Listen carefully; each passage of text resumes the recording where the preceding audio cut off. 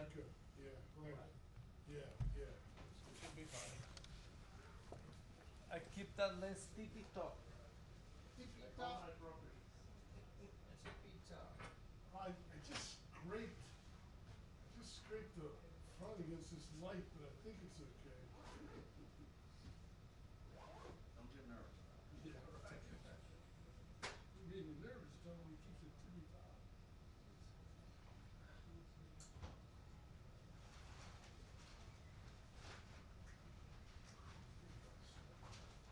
Oh, look, I'm seeing this. Okay.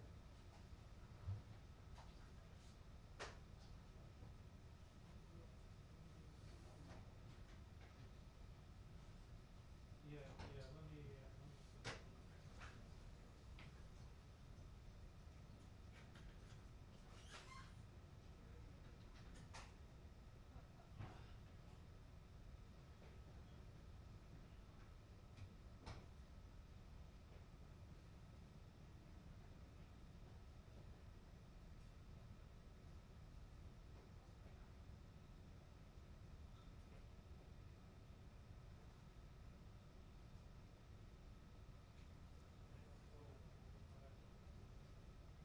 Next day, somebody at the press conference now.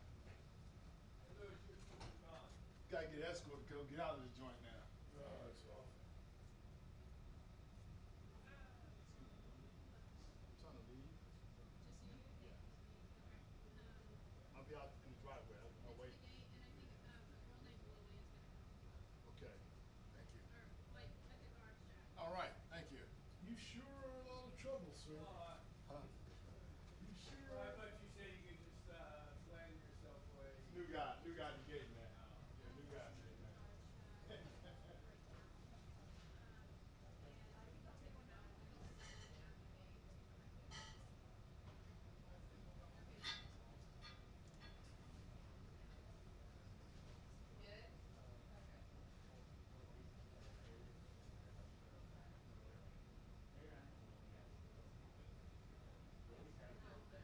I don't know, but I'm making her do that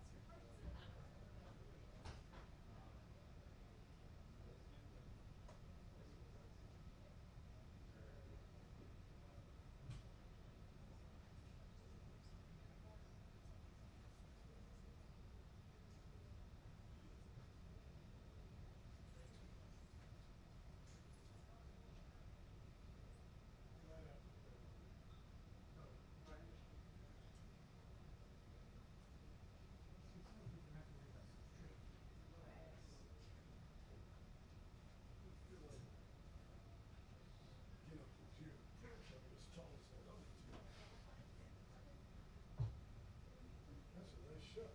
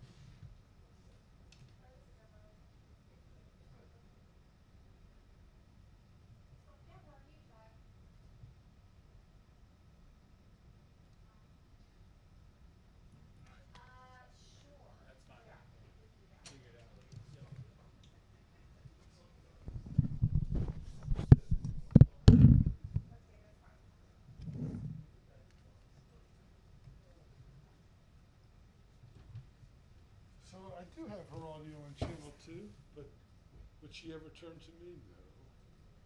No, you'll have it on channel 1. I mean, the stick. Remember you asked me? Well, That's just the output of that. that's because I had it open, but that will, during the briefing, we'll never open No, this. right. This is only here protectively. They've said we're not going live afterwards. Okay, cool. But if they threw us a curve, that's what that is. That and this. So we won't be using this. But because Walker wasn't here yet and I wanted to put something up, Yes, right. we opened that. So Got it. got it? But this right here, on the other hand, that's channel 1, only to your camera. So I was talking to somebody over there at Fox. Oh, Jimmy. And I said, Jimmy, how do you like the GKC box? It's a Bluetooth compared to this. And he said, he used it once, it worked great. He used it the second time, it didn't work at all. And he never used it again. How do you like it? The GKC Bluetooth compared to that. The Bluetooth. Yeah, they got a GKC that'll Bluetooth your cell phone. Okay. You know, I mean, yeah, I know what you're talking about. They've had that. It's not really new. It's been out No. for a long time. The reason I've never gone that route is, hey, it's convenient and all that for you, but if you're in a Secret Service environment it's like, it's one more problem, Right. potential problem, whereas the copper takes more time, it's more trouble, but you know what? It works. So for that reason, But that's not copper. oh, this right here? Yeah. That's true, it's not. But it always works, huh? It does always work. That doesn't mean that The other one the doesn't. Bluetooth doesn't. You know, I would say, I mean, like my AirPods and stuff, you know, it works well. Right. But there's a lot of times where it gets confused or whatever. you know. Right. Yeah. I mean, I'll go, you know, I have it, you know, in my car and this, and I understand it needs to prioritize. But when you go to the phone and you hit AirPod, it should be no question. I've selected that. You know? Yes. Yes. But It isn't, huh? and I don't know if it's my AirPods Right. or something else, but no, it's not as solid as dedicated frequency. I should buy one of those things. Mm-hmm. All right, I'm turning this on. Okay.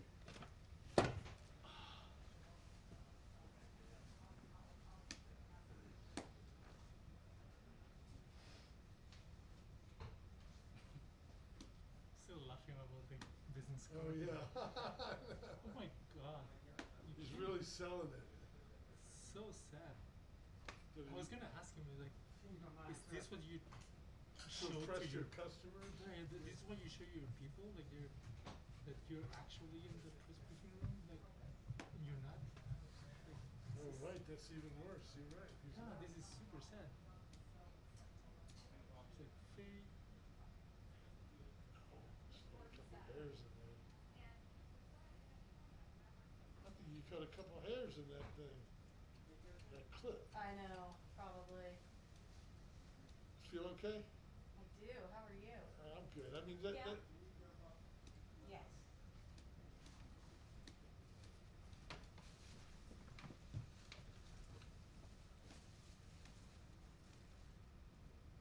Mine. Are they doing something? I think we're good.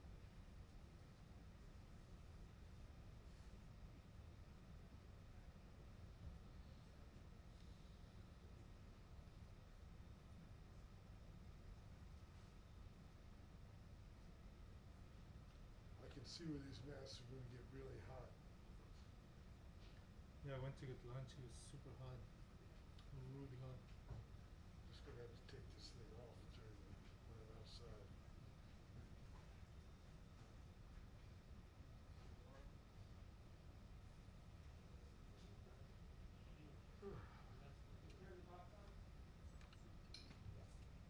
That would help, wouldn't it? There we go.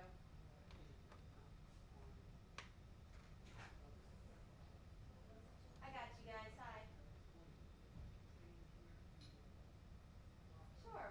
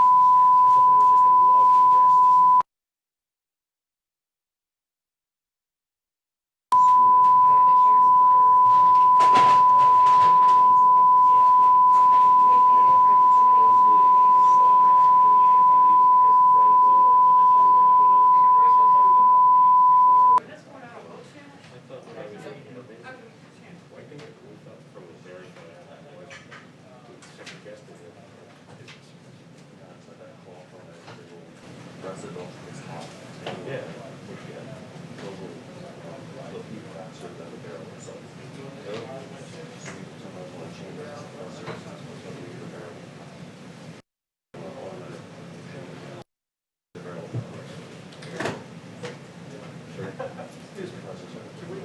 they call it? Can we just move it for the still further steps? Sure, yeah, that's fine. All right.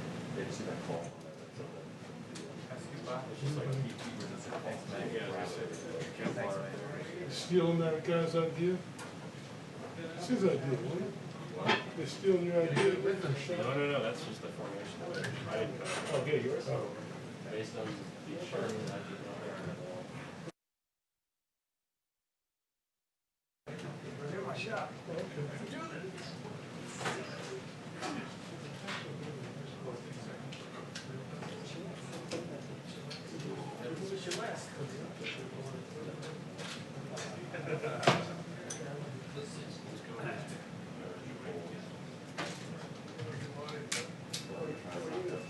Dana, in an interview on Fox Radio this morning, President Trump said that he didn't know anything about the plan to push protesters back from Lafayette Square on Monday night, even though you could hear those loud booms while President Trump was speaking in the Rose Garden. So in saying that, President Trump is essentially placing responsibility for that decision on the Attorney General, because we now know that it was Bill Barr who ordered the expansion of that perimeter.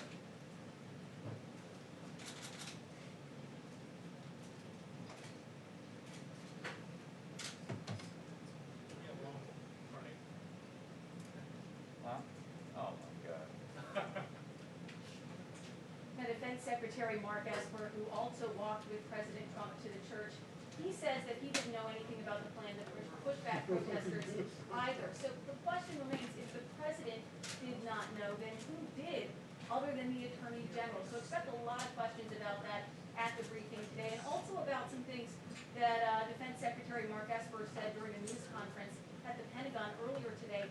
He told reporters that he would not support President Trump invoking the Insurrection Act.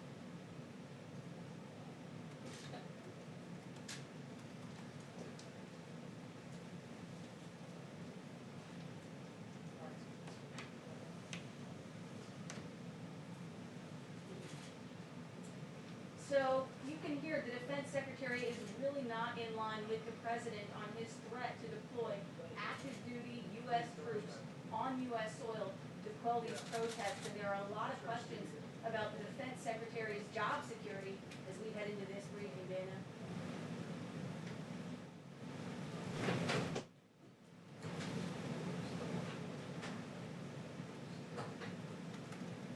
Thank you.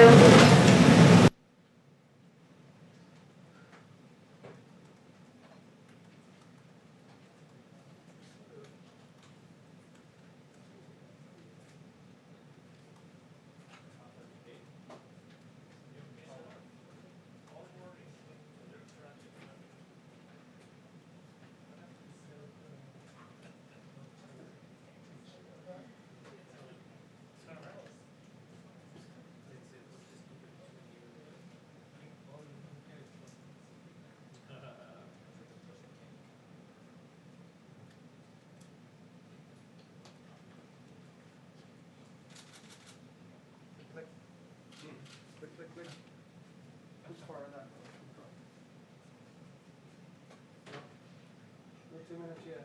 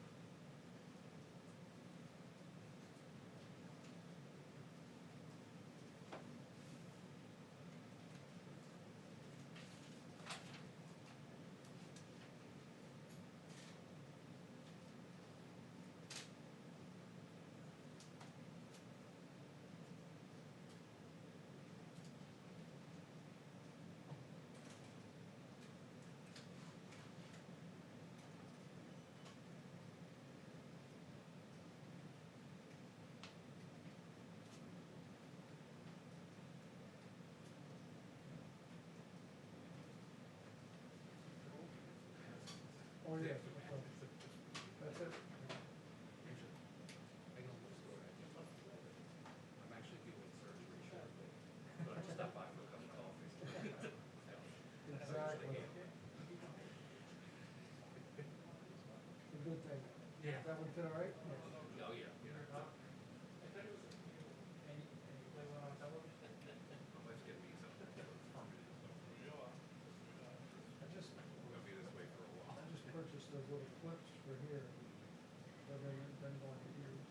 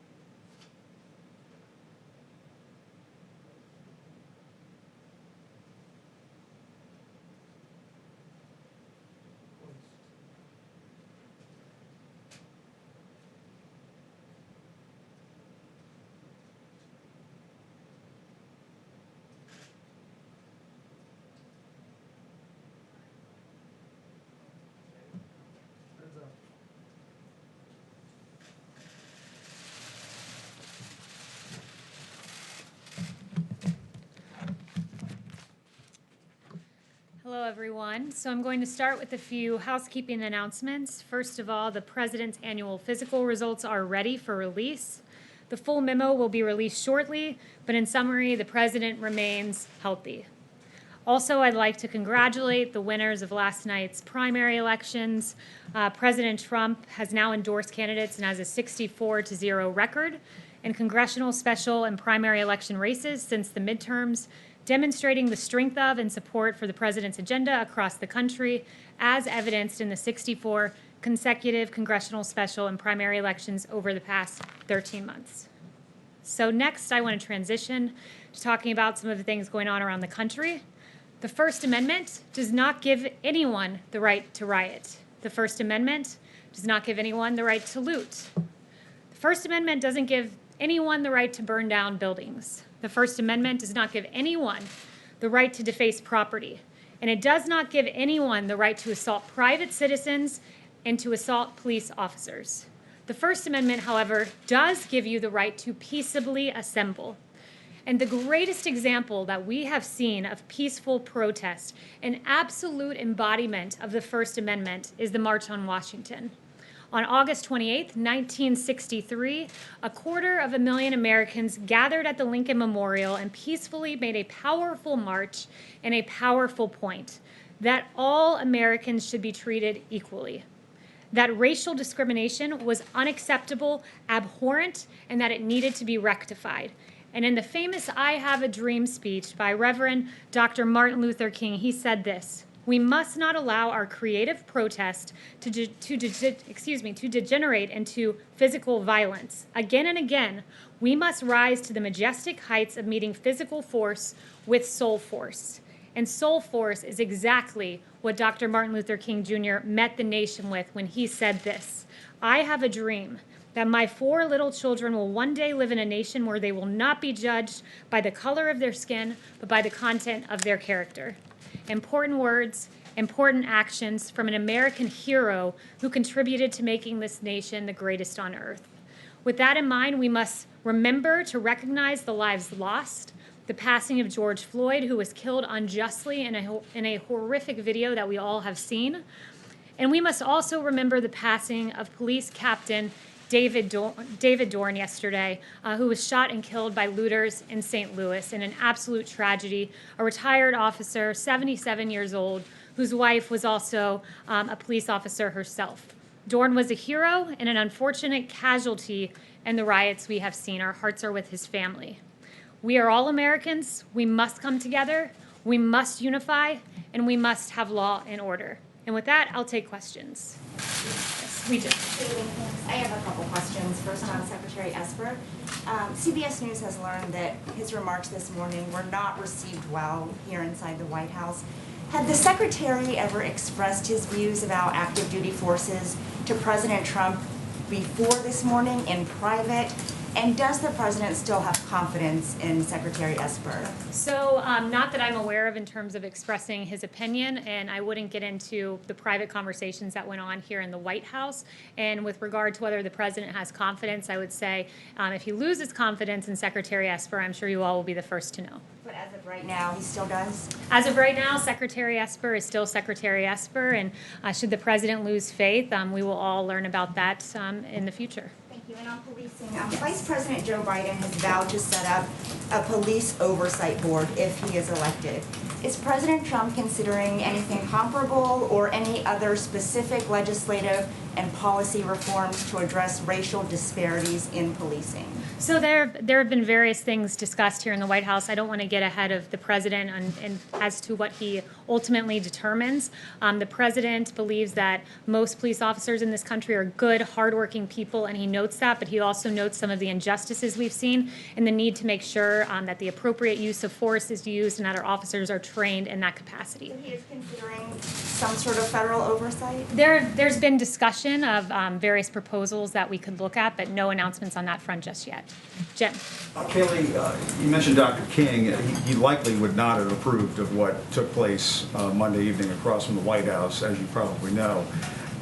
If the White House president and his team had to do it all over again, would you have gassed and pummeled protesters to clear the park so the president could have a photo op?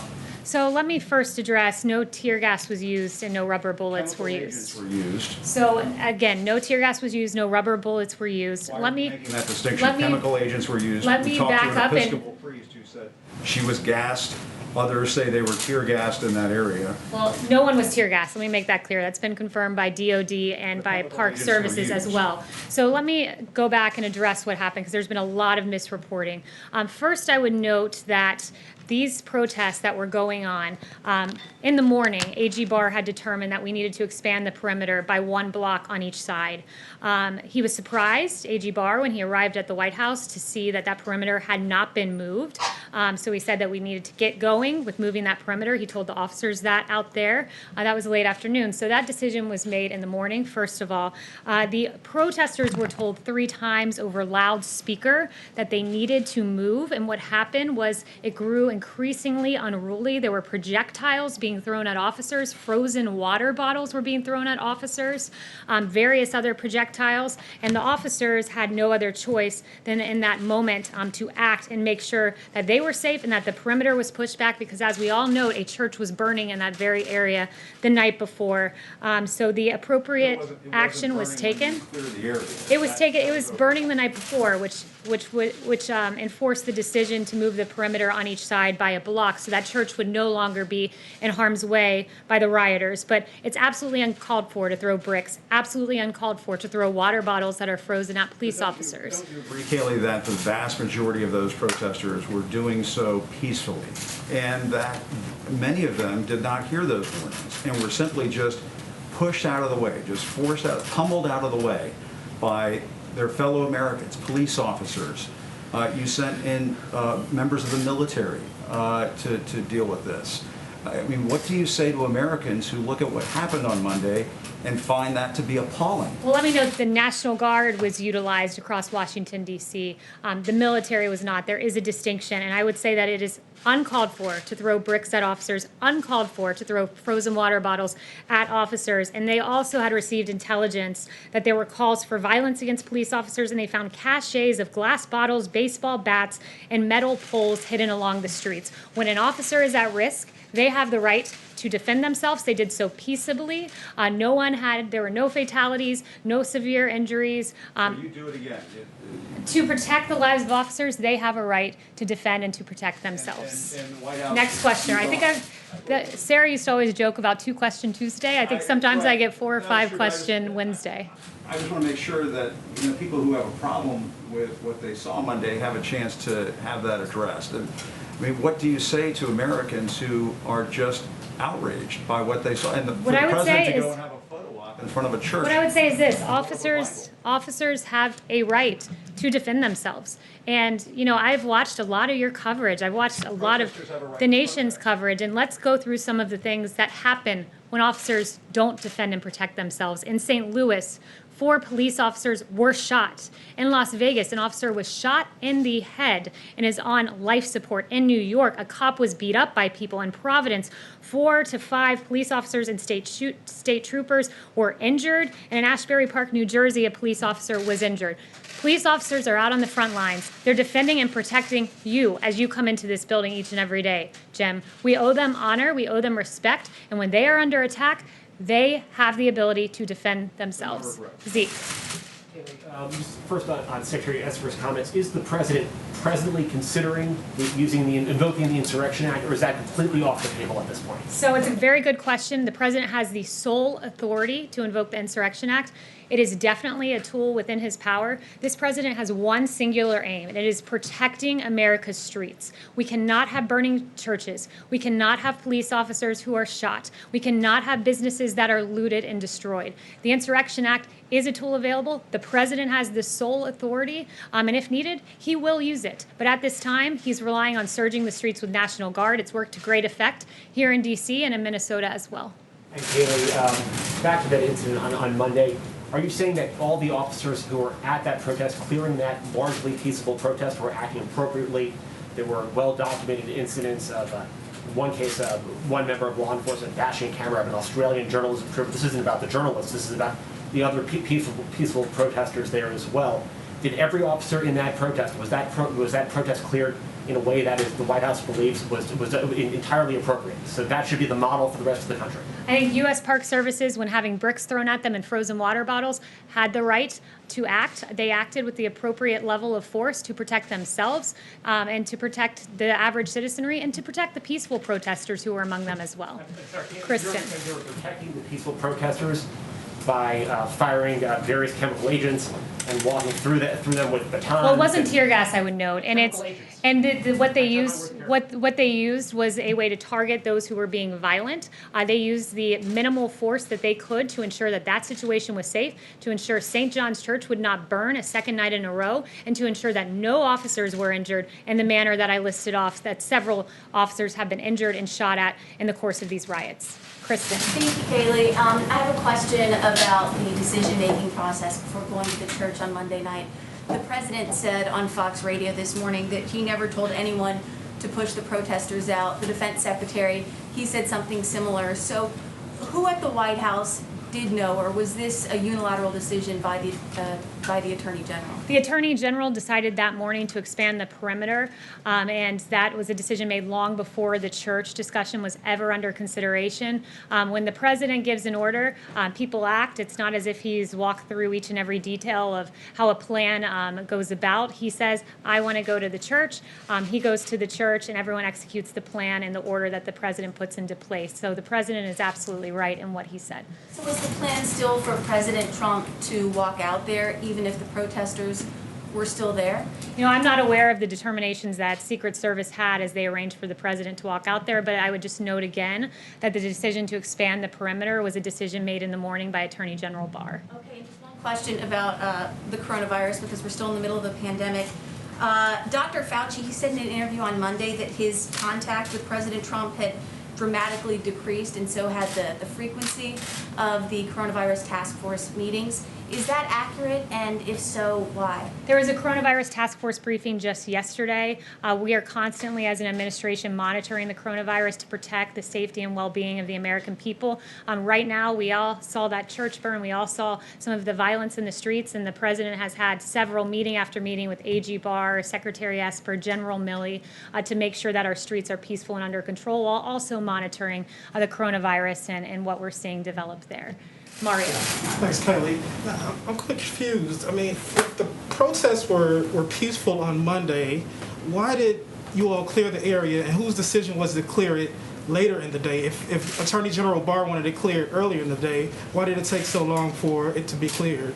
Yeah, you know, he ordered it to be cleared Monday morning. It didn't happen when he arrived, so he immediately instructed the officers to ensure that it was moved back a block. As we all saw Sunday night, it was not a peaceful protest. It was, in fact, a riot with a church burning in Washington, D.C. The president made sure that Washington, D.C. was secure Monday night, and part of that involved moving the perimeter back to ensure that St. John's Church was protected. But that's quite a gap between the morning and then the evening when you all walked over there. Why was there such a gap? Look, again, that's a question for AG Barr, who made the order. It's a question for the officers who were on the ground at the time, why that wasn't deployed right away. But when AG Barr came to the White House, I think it was early afternoon, he noticed that it hadn't been cleared, gave the order for it to be cleared, and that action took place. Why did the president feel it was important to go walk over there through the park into the church? It was extremely important. Look, the president wanted to send a very powerful message that we will not be overcome by looting, by rioting, by burning. This is not what defines America. And going and standing by St. John's Church was a very important moment. And I would note that through all of time, we've seen presidents and leaders across the world who have had leadership moments and very powerful symbols that were important for a nation to see at any given time to show a message of resilience and determination. Like Churchill, we saw him inspecting the bombing damage. It sent a powerful message of leadership to the British people. And George W. Bush throwing out the ceremonial first pitch after 9/11, and Jimmy Carter putting on a sweater to encourage energy savings, and George H.W. Bush signing the Americans with Disabilities Act, flanked by 2 disabled Americans. And for this president, it was powerful and important to send a message that the rioters, the looters, the anarchists, they will not prevail, that burning churches are not what America's about. And that moment, holding the Bible Bible up is something that has been widely hailed by Franklin Graham and others, and it was a very important symbol for the American people to see that we will get through this through unity and through faith. Separately, the president, you said he had his results of his physical. We know that he did part of the physical late last year, I think it was. When did he have the rest of it done? I'm not aware of an exact date. I will ask Dr. Connolly for you on that, but I know it was fairly recently. Yes. I will go to Brett. Thanks, Kayleigh. The White House has spent a lot of time talking about how the protests have taken place and how people are protesting or shouldn't be protesting. But what is the White House doing to address the underlying causes that have led to these protests? Look, the president's done a lot. The president expedited the review, the FBI review of the George Floyd case. He swiftly ensured there was a civil rights investigation into George Floyd's death. Ahmaud Arbery, there's another investigation there on the part of DOJ. He's recognized what an injustice this was innumerable times, including in his national remarks that he gave on Saturday. So this president has done everything in his power to send a powerful message that these injustices will not be tolerated. But does the White House or the president, have they reached out to any of these protesters to try and start a dialogue about specific reforms they'd like to see? Or does the president plan to do that moving forward? Look, the president has looked at some various, not legislative necessarily, but tools that we could use to ensure that law enforcement uses the appropriate level of force. No discussions or announcements there on that front. But I will say that we're taking a hard look at this, but that the president recognizes that our police officers are valiant heroes. The vast majority are good, hardworking people who love this country and who love the American citizenry that they protect. There hasn't been any outreach to the Thanks, Kayleigh. Former Deputy Attorney General Rod Rosenstein testified today on the Hill that he didn't read the FISA applications, and he didn't even prepare the scope memo that started the Mueller probe. Given that Rosenstein appears to be deeply involved in Crossfire Hurricane and that he actually picked FBI Director Christopher Wray, isn't it time that the Trump administration appoints someone else other than Wray for FBI Director? Look, I have no announcements on that front, but what I will say with regard to the Rosenstein testimony is he said there was no there, and he now agrees with that text by Peter Strzok, who, obviously had no information of Russian collusion, but nevertheless strung us through this investigation. And you have Rosenstein, who, again, it's quite befuddling, said he wouldn't have signed off on the Carter Page FISA warrant that has his name on it. His name's signed on a FISA warrant to spy on the Trump campaign, that he wouldn't have signed off on that. Not only that, he wasn't sure that he read every page of it. It's a pretty grave thing to spy on an American citizen, to violate their Fourth Amendment rights, to not have a basis to do so, and to rely on a Russian dossier full of lies as the justification. So it's really astonishing to hear from him that he's not sure he read every page of that warrant, but I suppose it's encouraging to hear with his 2020 hindsight that he wouldn't have signed off on it, though I'm sure that's of no comfort to Carter Page. Well, the president has expressed his disappointment in Wray in the past. So where does he stand now? Does he have confidence in Wray today? At this moment, the president, as the FBI director, much like the Secretary of Defense is the FBI director, is the Secretary of Defense. If the president decides he no longer has confidence, you guys will be the first to know. And then I have one more on New York, if it's okay. Sure. So yesterday, New York Governor Cuomo made a pretty big statement saying that he might relieve Mayor de Blasio, of his duties. Has there been any talk with Governor Cuomo about sending in the National Guard troops to New York, or is there any plan right now to send National Guard to New York? The president will do whatever is necessary to protect America's streets. He has made that clear, and he has several tools. That is one of them, sending in the National Guard. He does have the ability to federalize the National Guard should he choose to do that. But I would note, and I'm very glad you brought up New York, the very clear-cut cases of D.C. and New York.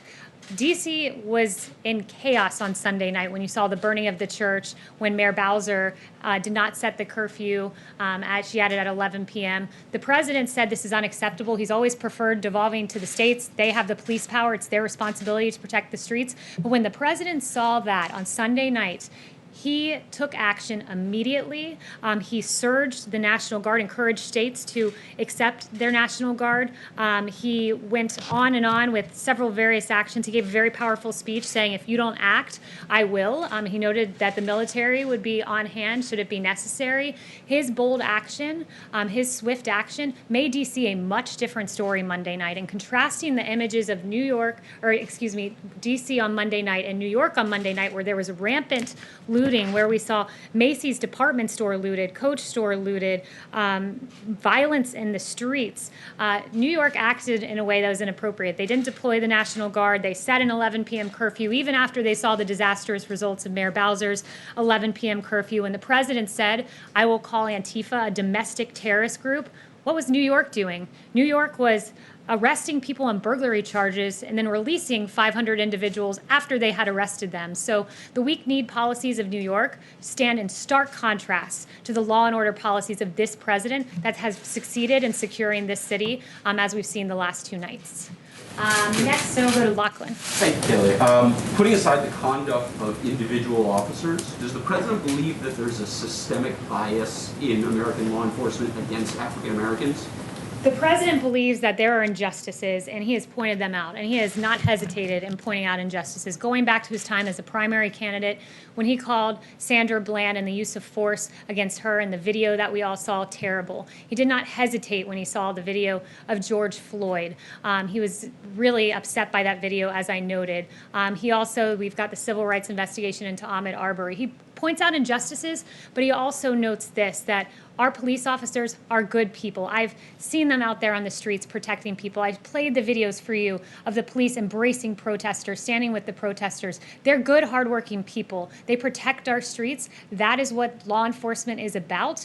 But at the same time, the president will note and he will call out injustices. And this is a president who's not hesitated in doing that when the time was right.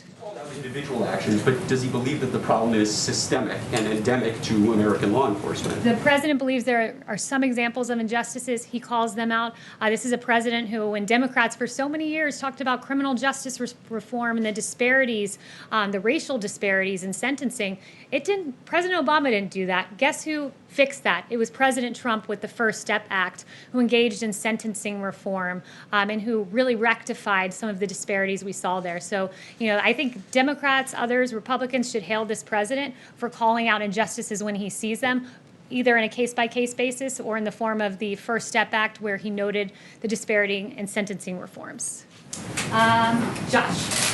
There's been a number of explanations on the clearing the park. One, that there was an attempt to enforce curfew. Another, that there was violent protesters from the park police.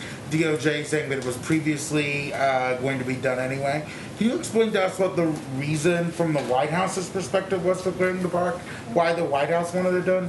So it wasn't the White House. As I said, it was A.G. Barr who expanded it was A.G. Barr who said the perimeter needed to be expanded 1 block each way because we were not going to see the church burn another night. I've already gone through in meticulous detail with my friend Jem here how it came about that perimeter was eventually moved, and I'm not going to repeat myself again. So that would have been done anyway, even if it would not have been violent protesters, that would have happened? No, there were 3 announcements. So if the protesters had remained peaceful and had moved the perimeter as they were instructed to do, not 1, not 2, but 3 times via loudspeaker, it would have looked different. But when bricks are thrown, rest assured, officers will protect themselves. Chanel.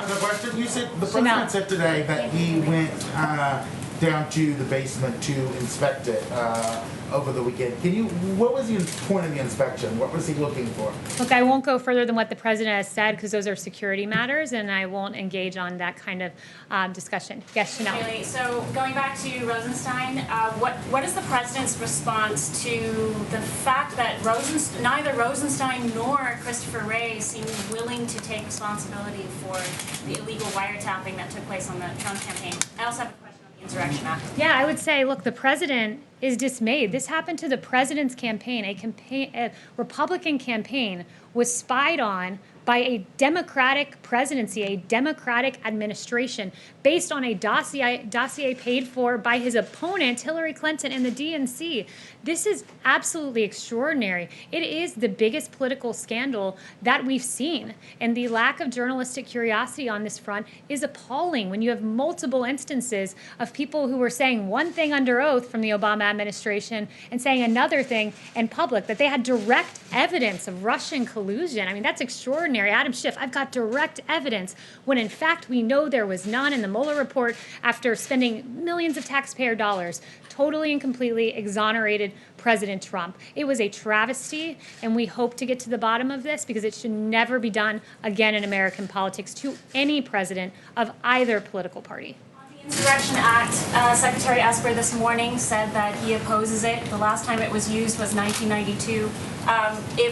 How close is the White House to actually using the Insurrection Act? Is that a last resort measure, or is this a real possibility at this moment? Well, if you've noticed, the president has been going down a line of progression, and the first point was allow governors to do their job, allow mayors like Bill de Blasio to do their job, the police power, which is embedded in the 10th Amendment of this Constitution. That's how this country is supposed to work. Governor Cuomo is supposed to ensure that his state is protected. Mayor de Blasio is supposed to ensure that New York City is protected. They failed at their job. There was looting all across New York City. There were fires burning here in D.C. when Mayor Bowser was in control. So this president on Monday took definitive action with that speech saying, if necessary, the military is here. You must surge the National Guard. He took action, and he shored up and made sure that D.C. remained peaceful. So this president has gone and said the National Guard is the next step. That seemed to be working here in New York, in D.C. We'll see if it continues to work. But rest assured, he has the sole authority to invoke the Insurrection Act, and if necessary, he will do so to protect American citizens.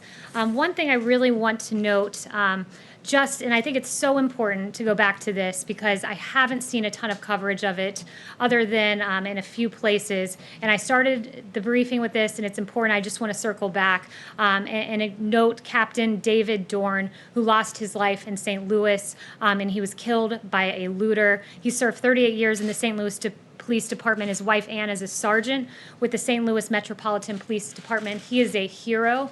I also want to note, because there have been 45 officers lost in the line of duty this year, and my heart breaks for them. And as a new mom myself, my heart particularly breaks for two women in particular who I was reading about their stories today. Officer Breanne Leath of the Indianapolis Police Department. On April 9th, 2020, she was shot and killed. She survived by her 3-year-old son, her sister, and her parents. She was a National Guard veteran, and my heart breaks for the family of Officer Leath. And Officer Tiffany Victoria Enriquez of the Honolulu Police Department on January 19th, 2020. Officer Enriquez was shot and killed as well, leaving 3 daughters, 1 grandson, and she was a U.S. Air Force Reserve veteran. These are our heroes. Thank you so much to our officers who are protecting our streets. Many have been shot, some have been killed. It's a travesty, and let us stand with law enforcement and recognize the huge contribution that they have made to our society and continue to do so each and every day. Thank you so much, guys. Kayleigh, under whose command are the forces in Washington right now?